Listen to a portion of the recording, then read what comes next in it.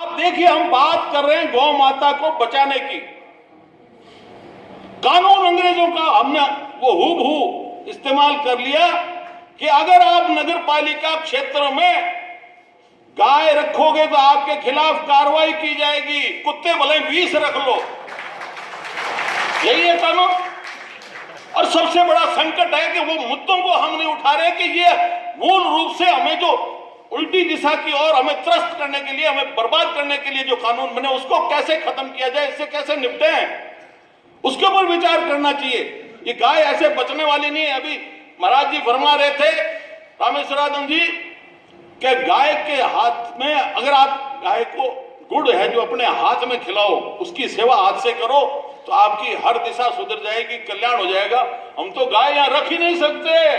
कानून ये कहता है कि दिल्ली में अगर गाय आपने रखी तो आपके खिलाफ कार्रवाई की जाएगी। इसलिए हमें विचार करना चाहिए कि ये गौ माता कैसे बचेगी, क्योंकि अब देखिए समय और परिवर्तन जैसा कुछ अभी हो रहा है। मैं एक जगह गया अभी मेरे क्षेत्र में ढाणी में, तो मैंने वही पूछा, जैसे गांव वाले आपका दुख सुख पूछते हैं, जमाना पूछते हैं। मैंने कहा आपके धीणा दापा क्या है? मैं कहा कहीं को नहीं। अरे मैं क्यों धीणे बगैर क्या रहो कि अब धीणो कठू रखा, बींदनी पटोड़ी आके मारू तो मैं दुआरी गोवनी गोबर हाथ नहीं लगाई। ये बड़ा संकट है।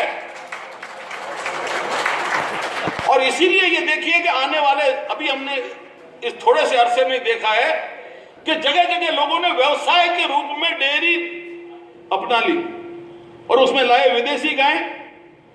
और डेयरी अब जब चारों तरफ से होगी, इसको व्यवसाय बना लिया।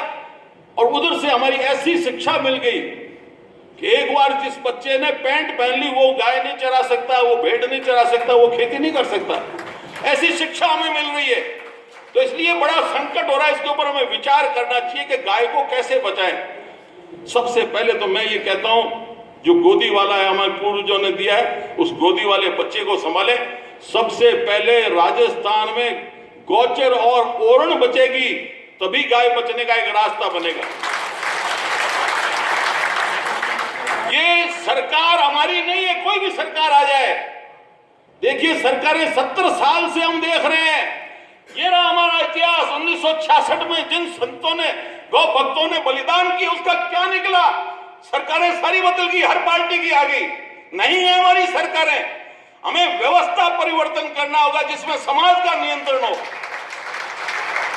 सरकार रखे, अपने पास रखे, डिफेंस का रख ले, विदेश मंत्रालय रख ले, दूसरे रख ले, लेकिन हर जगह पंचायती सरकार की। ये कौन सी व्यवस्था है?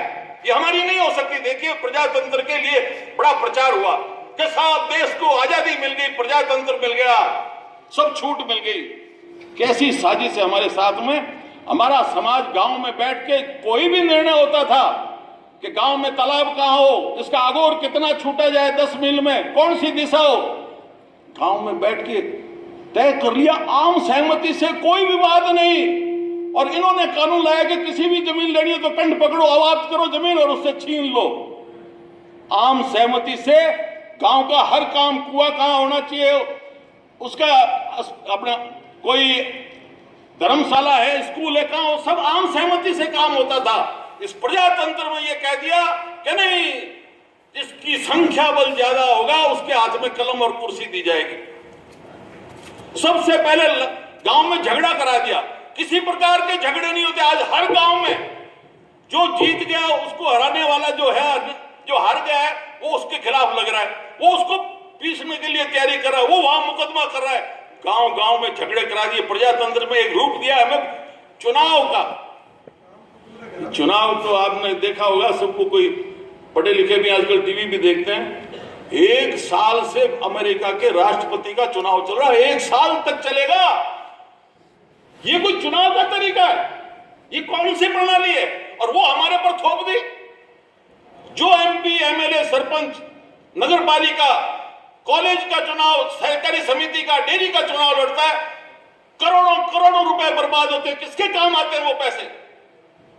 समाज को लड़ाना, आपस में तोड़वाना, और उसके बाद में समाज का पैसा इस प्रकार बर्बाद हो। ये नीति अंग्रेजों की है कि आम भारतीय को चोर बना दो, भ्रष्ट बना दो, और उसी नीति के तहत ये हो रहा है कि चुनाव में खुलेआम अब शराब रुपए बंटने लगे, आदमी को कमजोर कर दिया, उसको ऐसा चोर बना के छोड़ दिया कि उसकी आत्मा मरने लगी। इसलिए व्यवस्था परिवर्तन तक जब हम नहीं पहुंचेंगे, हमारा कोई रास्ता बनने वाला नहीं है।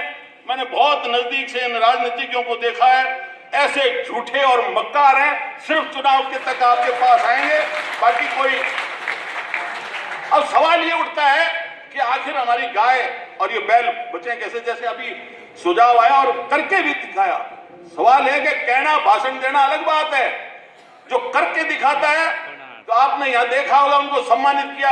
राजल देसर की संस्था है जो बैलगाड़ी बना के दे दी, वही ये सम्मानित करने लायक समाज को दिशा दे रहे हैं। तो यही एक रास्ता है कि गाय को बचाना है, बैल को बचाना है। सबसे बड़ा संकट हमारे साथ में इन सरकारों ने, इन कंपनियों ने ये किया कि जो हम शून्य खर्च आधारित हमारी खेती करते थे, बीच में लाके हमें मशीन पकड़ा दी, ट्रैक्टर लाके दे दिया। अरे ट्रैक्टर का मैं क्या करूं? पूरे भारत के अंदर एक परिवार की औसत खेती की जमीन 6.25 बीघा है। 6.25 बीघा में मैं ट्रैक्टर का करूंगा क्या? इतना गलत तरीके से हमें बर्बाद किया है, लूटा है, हमारी व्यवस्था को फेल किया। अंग्रेज लग रहे हैं, कंपनियां लग रही हैं, लेकिन सरकारें भी उसी दिशा में चल रही है। सब सरकारें आगे गौ हत्या की बात चलती है। अरे साहब, आप इनसे कैसे उम्मीद करते हो? सरकारों ने तो ये सोच लिया कि मांस बेच के, दारू बेच के सरकार चलाओ, ये कोई व्यवस्था है? गली गली में शराब कर दी, जहां दूध होना चाहिए वहां शराब कर दी, और मांस का व्यापार करते हैं। ये कैसी सरकारें? ये हमारी सरकारें नहीं है। इसलिए हमें ये निश्चित तौर पर, हम क्या है कि भोले लोग हैं, 5 साल तक तो हम गालियां देते हैं व्यवस्था को, सरकार को, और जब चुनाव आता है तो जैसे सांप वो बिल में घुसता है, सीधा होके तब क्यों मैं तो पूछ पाटो पकड़ना क्यों हीरो, बीजेपी रोको के मैं कांग्रेस रोको के मैं कम्युनिस्ट रोक, ऐसा मूर्ख बना के हम उस समय मुद्दे ही नहीं रखते। जब समय आता है कि अब निर्णायक समय आया, इसको गरज है उम्मीदवार को, पार्टी को, और उस समय जो हमारी ब्रेन वॉशिंग की हुई है, हमें बढ़ा दिया एक एक पार्टी का, क्या लेना देना पार्टी? हमारे संविधान तक में व्यवस्था नहीं है पार्टियों की, लेकिन इन्होंने अपनी गर्ज के हिसाब से हमें मूर्ख बनाने के लिए, सिर्फ कुर्सी हासिल करने के लिए ऐसी व्यवस्था कर दी। उस समय मांग होनी चाहिए, सब गांवों में आपस में बैठ के तय करें, अड़ोस पड़ोस के, एक एक क्षेत्र में, विधानसभा क्षेत्र में, और उसमें मोटा मोटी एक राय बने कि हमारा पहला मुद्दा क्या हो। अगर गाय को बचाना है तो इस बैल की कदर हो। वो कैसे हो कि आप इसमें आपके घोषणा पत्र में समयबद्ध तरीके से डालिए कि हम 6 महीने के अंदर जो बैल से खेती करेगा, जो बैलगाड़ी रखेगा, जो बैल से रैक चलाएगा, कुआं चलाएगा, जो बैल से अन्य काम लेगा, उसको हम अनुदान देंगे, तब जाके रास्ता बन सकता है। लेकिन उस समय हमारे कोई मुद्दे नहीं रहते। और अपने उम्मीदवार अपनी जात रो खड़ो, अपनी पार्टी को लागो लागो लागो, पछे बात पर सब कर लेगा, पश्चिम में खाना हाथी को आवाने। इसलिए देखिए, विचार कीजिए, व्यवस्था परिवर्तन नहीं होगा तो सिर्फ ही हमें सम्मेलन करते रहे, आंदोलन कर लो। अभी संत लोग बहुत दुखी हो रहे थे कि हम जयपुर इतनी भारी संख्या में संत गए जायज बात रखने के लिए, गौ माता के लिए, लेकिन वो जो सच्चे दिल से किसने सुनने वाला को मिलना चाहिए था वो नहीं मिला, और मिलेगा भी नहीं। हमारी नीयत बहुत खोटी है, बहुत खोटी है, मैं साफ कहता हूं। सिर्फ दिखावे के लिए आपको सब कुछ आश्वासन दे देंगे, लेकिन हम करेंगे नहीं करेंगे वो जो विजय माल्या करेगा। सामने सबके उसने 9,000 करोड़ लूटे, सामने इस व्यवस्था के लूटता रहा, देते रहे बैंकों से, उसको रोका नहीं, अब नाटक करते हैं। इसलिए ये हमारे नहीं हो सकते। आप जब तक अड़ी लगा के बैठ के तय करके सामूहिक रूप से नहीं करोगे, आपका और हमारा कोई रास्ता बढ़ने वाला नहीं है। मैं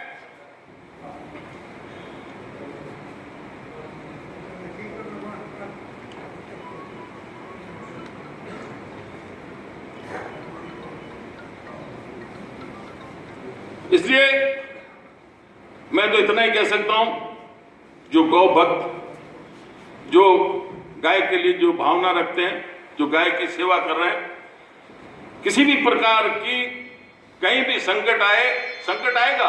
मुझे ध्यान है, आप सबने देखा है, सरकार की नजर कहां है? गौचर के ऊपर। अब हमारे यहां पर एक दानदाता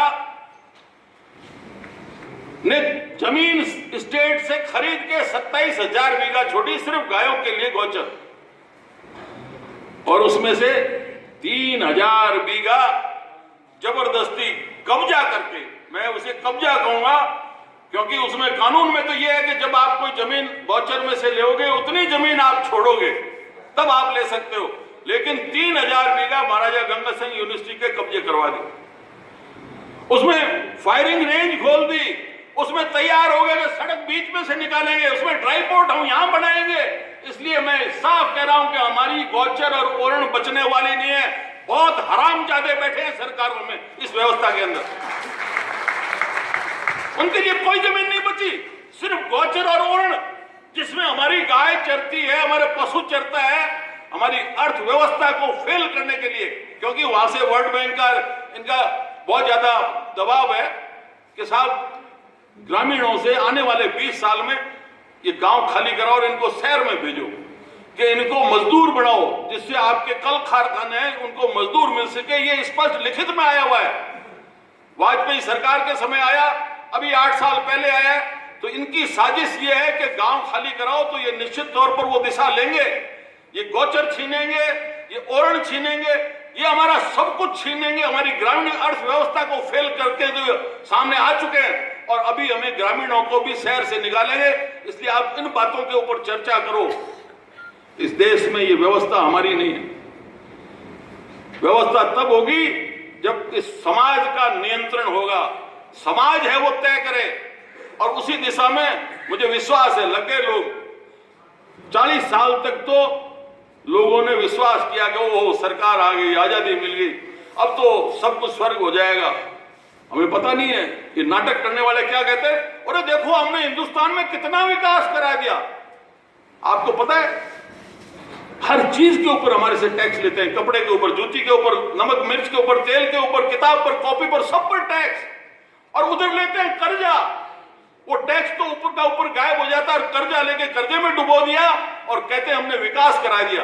किस प्रकार से हमारी सड़कें, मतलब समय थोड़ा ज्यादा है, राघव महाराज को देरी हो रही है इसलिए ज्यादा लंबी बात नहीं करूंगा, लेकिन निश्चित तौर पर सब मिल बैठ के बात करते रहे तो रास्ता बनेगा। लेकिन सजग हो जाओ, इन बातों के ऊपर चर्चा रखो। एक सिर्फ यो मत सोचो कि गाय की गौशाला में हम सेवा कर लेंगे बच जाएगी, नहीं, नहीं बचेगी गाय। जो हमारी पुरानी व्यवस्था पूर्वजों ने दी है उसके तहत हम सोचेंगे। शून्य खर्च आधारित जो अर्थव्यवस्था है, हमारी गौचर है, ओरण है, ये बचेंगी।